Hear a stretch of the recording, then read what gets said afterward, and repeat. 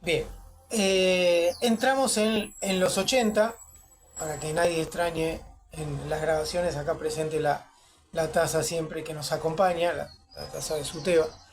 Entramos en los 80 y entramos en la transición a la democracia, Brasil, Uruguay, Argentina, Bolivia. Y acá hay que hacer una salvedad. Chile va a ser uno de los últimos, va a ser para el año 89. Pero acá hay que hacer una salvedad. ¿Por qué? Porque la dictadura en la Argentina, y podríamos agregar Bolivia para este caso también, como plantea Ansaldi, se da en el marco de un quiebre entre esas dictaduras y la sociedad. En el caso de Bolivia, apareció el narcotráfico y fue una masacre muy grande la que se dio y se produce esa ruptura entre la sociedad y el gobierno militar. Y en el caso de Argentina es más conocido para nosotros porque es la guerra de Malvinas y la utilización de Malvinas también en ese desgaste que ya tenía la dictadura que en ese momento comandaba Galtieri. Malvinas fue un verdadero desastre y justamente dio lugar al final de esa dictadura. Entonces, la diferencia en la Argentina va a ser que esa transición, además, va a estar vista o va a llevar adelante un juicio. ¿Sí? ¿Por qué? Porque habían aparecido las organizaciones de derechos humanos, las madres y abuelas de Plaza de Mayo, primero las madres, después las abuelas. Y en el 85 se va a llevar adelante el juicio a las juntas, ¿sí? Que este año se cumplen 40 años. Había que juzgar en el año 85 a las juntas militares que habían torturado, secuestrado, desaparecido, bueno, lo que nos querramos imaginar, los centros clandestinos de detención que los iban moviendo, corriendo, bueno. Y se pudo juzgar a las juntas en ese contexto. No sucedió en ningún otro país de América Latina. Todos hicieron una transición acordada. Piensen que Pinochet va a ser juzgado, pero va a ser juzgado por traición a los ingleses, no por traición a los chilenos. ¿Sí? Cuando logra escaparse de Inglaterra, porque lo estaban juzgando, era porque estaba enfermo, no podía caminar y qué sé yo, bajó del avión en Santiago, se levantó la silla de ruedas y empezó a saludar. Bueno, entonces en ese contexto es que se empiezan a dar justamente los retornos hacia la democracia en los años 80. ¿Con qué políticas? Bueno, con las políticas que van a terminar a mediados de los 90 con la profundización del modelo neoliberal y con el consenso de Washington en 1994. Uno de los estallidos más simbólicos que vienen a mostrar lo que era el neoliberalismo, que está bastante lejos de lo que sucedió en la Argentina, ¿sí? Porque hubo 10 años casi de diferencia, es en el año 89 en Caracas, en Venezuela, lo que se llamó el Caracazo. ¿Por qué? Porque al ser Venezuela una democracia autoritaria, no pasó por ese autoritarismo militar en el gobierno, porque en la población la tortura, la desaparición forzada fue exactamente la misma. No mencionamos antes la Escuela de las Américas, que era quien instrumentaba a los militares, y tampoco mencionamos, que muchas veces no se lo menciona, la escuela francesa. La escuela francesa es quien también instruyó a militares con lo que habían hecho en África. Por ejemplo, en Argelia, está la película, el documental La batalla de Argelia, que justamente marca lo que fueron las atrocidades de los franceses en África. Y el neoliberalismo viene a arrasar con lo que quedaba de políticas por llevar adelante que los gobiernos autoritarios de militares no habían podido hacer. Entonces lo que va a suceder acá es, ante una sociedad que había sido totalmente sometida, ¿sí? Que había quedado instalada en el miedo que llevó adelante el terrorismo de Estado, la violencia psicológica de la que hablamos, se empieza a instrumentar el neoliberalismo. El neoliberalismo claramente va a fragmentar a la sociedad, como dice García Linera, va a privatizar empresas y recursos de los estados, diciendo que no podían, esos estados no podían administrar esas empresas y que mejor era un privado para hacerlo. va a poner una democracia ficticia y García Linera utiliza un concepto que se llama jibarización. ¿Sí? El Estado va a ser tan pequeño o lo van a empequeñecer tanto que fundamentalmente va a tener que encargarse de una sola cuestión y es reprimir. ¿Sí? Surge el zapatismo en México, el Ejército Zapatista de Liberación Nacional encabezado por el subcomandante Marcos, el movimiento Sin Tierra en Brasil toma más renombre también. Acá en la Argentina aparece el movimiento piquetero, pero a su vez también muchos de esos movimientos armados que se habían dado en los 70 empiezan a reconvertirse a la política más ligada a la democracia o a formar un partido político. Frente Amplio en Uruguay, el Frente Sandinista y el Frente Farabundo Martí en El Salvador, ¿sí? No vamos del caso argentino, es un caso aparte, porque obviamente Menem era peronista, y para que el peronismo más ligado al de Montoneros, al de la idea más revolucionaria, de esa tercera posición, faltaban todavía unos cuantos años para llegar a eso. La concertación en Chile, con todo lo que eso significa, ¿sí? Y eso va a dar lugar a que poco a poco, en un contexto impensado donde las políticas neoliberales eran terriblemente aplicadas en el continente, ¿sí? Con formatos económicos como la ley de convertibilidad, la desaparición de monedas, como en el caso de Ecuador y de El Salvador, donde la moneda nacional desaparece. Bueno, con esas políticas cambiarias y dominación económica, de endeudamiento de los países, algo que se hacía pensar prácticamente imposible, ¿sí?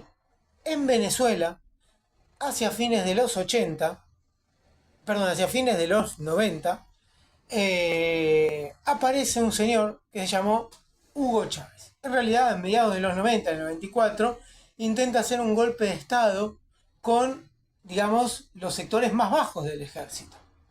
Eso, si bien no tuvo un triunfo inmediato, sí tuvo una repercusión muy fuerte en la sociedad venezolana y unos años después se presenta como candidato a presidente y logra triunfar. Si hubo un gobierno excesivamente democrático, y lo sigue siendo, en la historia de América Latina, guste o no le guste, molesta a quien le moleste, es justamente el chavismo. ¿Sí? Chávez se cansó de llamar elecciones y Maduro, digamos que con todos los problemas que puede tener y lo que le podamos criticar, sigue llamando elecciones también. Seguramente en el mismo contexto, gobiernos de derecha no harían ni algo similar a lo que se plantea. Chávez asumió el poder en Venezuela, la presidencia, convocó a una asamblea constituyente, elaboró una nueva constitución, la de la Quinta República Bolivariana de Venezuela, y no es que dijo yo me quedo, volvió a llamar a elecciones, ¿sí? Entonces, acá se produce una cuestión fundamental, y es el intento de golpe de Estado que sufre el chavismo o Chávez en el 2002, ¿sí? En el 98. No, en el 98 gana, perdón, en el 2002.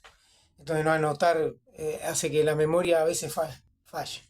¿Qué es lo que sucedió? Imagínense en ese contexto en el continente, para recordarlo un poco, para quienes lo vivieron y para quienes no habían nacido o recién nacían.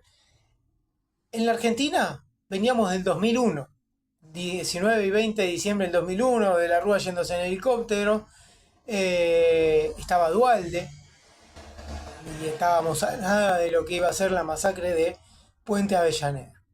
En Chile, quien va a ser presidente unos años después, empezaba a tomar mucha mayor presencia en la política brasilera, que era Lula, pero no es lo que va a hacer después del 2005 cuando gana las elecciones, en el 2004. En Ecuador no estaba Correa, en Bolivia no estaba Evo Morales, o sea que digamos que Venezuela estaba prácticamente solo, sin contar que gran parte del progresismo latinoamericano a Chávez lo tenía entre ojo y ojo. No confiaban mucho en un militar, pero bueno, como Fidel Castro lo apoyaba, bueno, eso hizo que las cosas poco a poco empiecen a cambiar. Y ese golpe de Estado, que tiene dos documentales que son imperdibles, uno es Puente Llaguno, clave de una masacre, y el otro es La revolución no será transmitida, es el pueblo venezolano el que logra evitar el golpe de Estado a Chávez. Cambia la historia del continente. Así como hablábamos de la revolución cubana, hay que hablar del pueblo venezolano a la hora de defender a su líder. ¿Sí? ¿Por qué? Porque las cosas en Venezuela habían cambiado. El petróleo, que se lo llevaban las grandes empresas norteamericanas, empezaba a tener redistribución hacia el pueblo. Y la gente, cuando está mal y empieza a estar mejor, a veces lo ve, a veces no la ven. Eso está más que claro.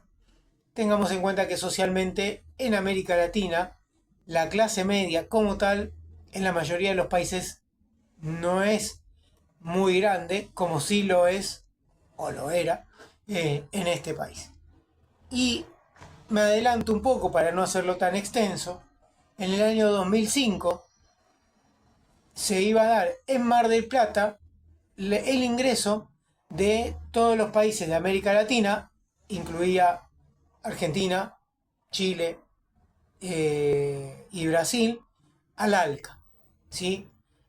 El ingreso vino Bush inclusive a la Argentina, se hizo Mar del Plata, grandes quilombos y demás. Y en ese contexto, en el cual estaban Néstor Kirchner, Lula, presidente de Brasil, y Chávez, presidente de Venezuela, le dijeron no al ALCA. Y Bush se tuvo que dar media vuelta e irse sin lograr firmar esa incorporación que estaba casi asegurada desde los 90, que era lo que se venía hablando.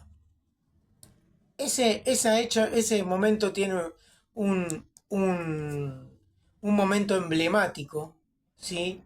Que es el no al ALCA en el estadio de Mar del Plata, ¿sí? Junto con Fidel Castro, con Chávez. Estaba Evo Morales, todavía no era presidente de Bolivia, obviamente, sí era uno de los dirigentes más importantes del MAS en Bolivia y del movimiento cocalero. Y en ese contexto es que se da ese estadio de Mar del Plata lleno, en el cual Chávez da un discurso y donde aparece también la figura de Maradona. No es menor que un futbolista que fue el mejor de su época y casi que de todos los tiempos, decida jugar para los gobiernos populares, más allá de todo lo que le podemos criticar, ¿sí? Y no jugar, que quizás lo que le sería más fácil, para el imperialismo norteamericano. ¿Sí? Nunca pudo llevar a sus hijas a Disney, por ejemplo, porque obviamente estaba mal visto lo de Maradona. Y eso marca un antes y un después también en la historia de América Latina, porque en esos 10 años que van a ir desde 2005 hasta el 2015, ¿sí? Donde, me decía, después se suma Evo como presidente, Evo Morales, aparece Correa, se dan políticas impensadas para lo que eran los 90 y ni que hablar los 70. Si nos decían que iban a haber gobiernos que se iban a desendeudar del Fondo Monetario Internacional, que iban a llevar adelante lo que es la UNASUR, fortalecer el Mercosur, crear el ALBA como movimiento cultural. Bueno, eso era prácticamente impensado. Bueno, armar una a través de PDVSA, que los países de América Latina, Centroamérica en realidad y del Caribe puedan proveerse de petróleo y que eso lo iba a regular, iba a estar Venezuela para apoyarlos. Bueno, un montón de cuestiones eran impensadas. Obviamente después todo esto lo vamos a profundizar. Pero podríamos decir que lo bueno en este caso dura poco. O por lo menos lo cercano a lo bueno que nos imaginamos dura poco. Y en 2015 entramos en un retroceso muy grande. Primero la Argentina, con el gobierno de Mauricio Macri.